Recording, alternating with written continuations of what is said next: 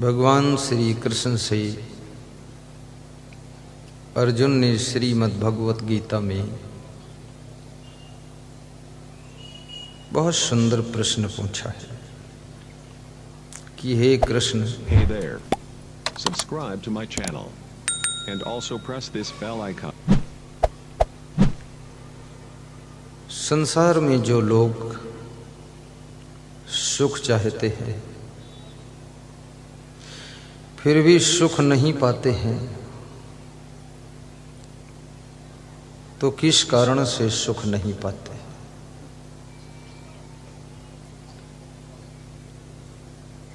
कृष्ण कहते हैं नास्ति बुद्धि अयुक्तस्य, उनके पास में यथा योग्य बुद्धि नहीं है। जाको विधि चाहे दुख दीन्हा, ताकि बुद्धि पहले हर लीना। बुद्धि भ्रष्ट हो जाती है। विचारक कहते हैं जिसको ब्रह्मा दुख देना चाहते हैं तो सबसे पहले उसकी बुद्धि हर लेते हैं, बुद्धि भ्रष्ट कर देते हैं। गलत डिसीजन लेगा, गलत बात सोचेगा, और बुद्धि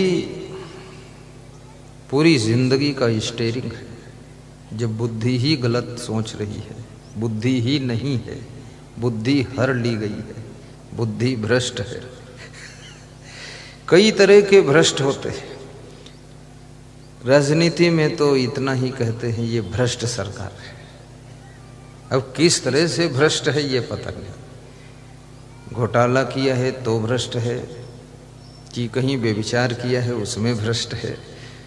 समाज में तो जो व्यभिचारी होता है उसको भ्रष्ट कहते हैं, लेकिन शासन में जो घोटाला करे वो भ्रष्ट है। और प्रशासन में जो रिश्वतखोर हो अफसर उसको भ्रष्ट कहते हैं। रिश्वतखोर अफसर को भ्रष्ट अफसर कहते हैं, भ्रष्ट। और साधु जो अपनी तपस्या से विचलित हो जाए, भोगों को छोड़कर साधु हुआ है, फिर से भोग में गिर जाए, फिसल जाए, तो उस साधु को भी भ्रष्ट कहते हैं। भ्रष्ट हो गया।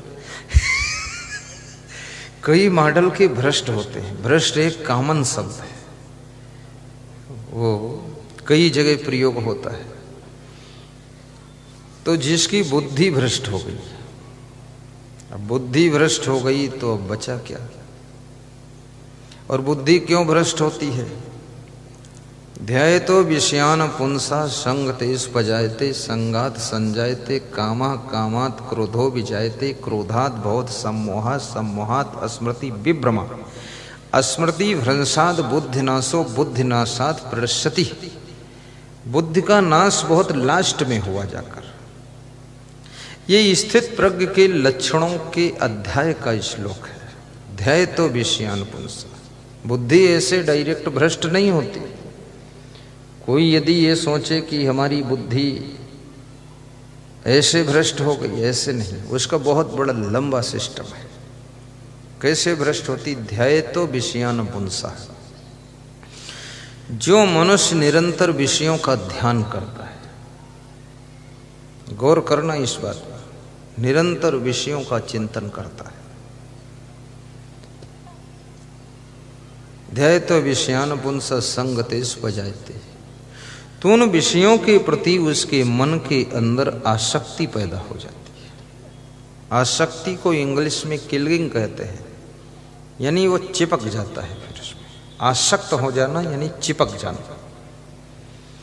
और जब उसमें आसक्त हो जाता है, संजात संजायते कामा, तब उसके अंदर उन विषयों को भोगने की आसक्ति के कारण कामना पैदा होती है कि अब इनको भोगूं, ऐसा मन में इच्छा होती है। इसलिए ध्यान सिखाया जाता है कि ध्यान विषयों का न करो, ध्यान प्रभु का करो, ध्यान इष्ट देव का करो, ध्यान कोई देवी देवता का करो, या ध्यान गुरु का करो, या ध्यान कोई पवित्र पुरुष का करो। ध्यान की व्यवस्था इसीलिए क्योंकि ध्यायतो विषयान पुंसा, यदि तुम किसी पवित्र पुरुष का ध्यान करते हो, महान पुरुष का ध्यान करते हो, देव पुरुष का ध्यान करते हो, तो तुम विषयों का ध्यान फिर नहीं करो, क्योंकि मन एक है और एक मन एक समय में एक ही विषय का, एक ही चीज का ध्यान करेगा। शब्द, स्पर्श, रूप, रस, गंध, ये 5 विषय हैं और इन विषयों का ध्यान मन निरंतर करता रहता है। इन विषयों के ध्यान से मन को हटाने के लिए तो परमात्म ध्यान, आत्म ध्यान, स्वरूप ध्यान और किसी देवी देवता का ध्यान। कल मैं मंदिर में गया था, श्री कृष्ण पाल सिंह राजपूत के, नाम सही बोल रहा हूं हैं? राम कृष्ण राजपूत। अंबाजी का मंदिर है, शंकर जी का मंदिर है, तो उन्होंने बड़ा अच्छा मंदिर और घर और सिस्टम ठीक उनका है, बुद्धिमान भी है। तो वहाँ मैंने वो हर बात में यही बताते थे कि बस अम्बा जी की कृपा है, माँ जी की कृपा है।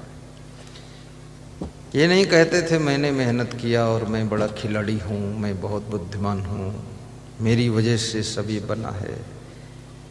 नहीं, जो माँ चाहती है वो कराया है माँ ने, अम्बा जी की कृपा। अब ऐसा व्यक्ति निरंतर अम्बा जी का ध्यान करता है,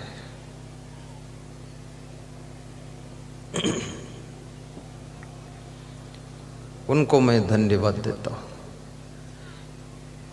और बड़ी मजे की बात, अम्बा जी ने सपने में उनको इशारा भी दिया कि तुम खाली मेरा ध्यान करो लेकिन थोड़ा व्यवसाय भी करो। तो निर्मल मसाले बनाना शुरू किया और मैं मसाले चेक करके लिए एक एक पीस सब लाया कि मैं चेकिंग करूंगा, सैंपल सही बन रहा, गलत बन रहा है।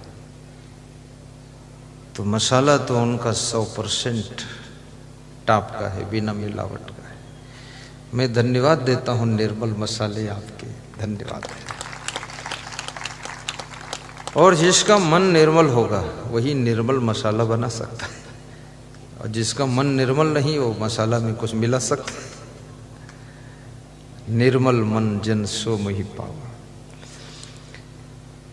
तो ध्येयतो विषयान पुंस संगते स्पजायते, संगात संजायते कामा, कामात क्रोधो विजायते। अब जब विषयों में आसक्ति हो जाती है और आसक्ति होने पर उसको भोगने का मन होता है, काम भोग की इच्छा पैदा होती है। विशाल देव ने एक बहुत बड़ी बात कही है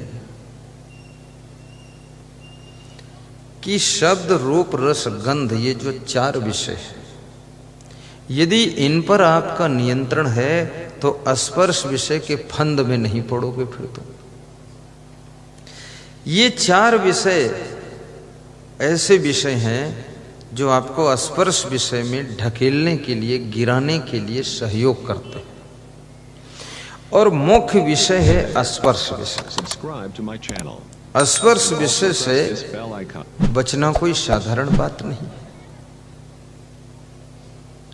इसलिए जो साधु सन्यासी होते हैं उनको बहुत नियम, विचार, संयम से दूरी बनाकर रहना चाहिए साधु सन्यासियों को, क्योंकि मनुष्य के अंदर कुसंग पा करके वासनाएं पैदा हो जाती।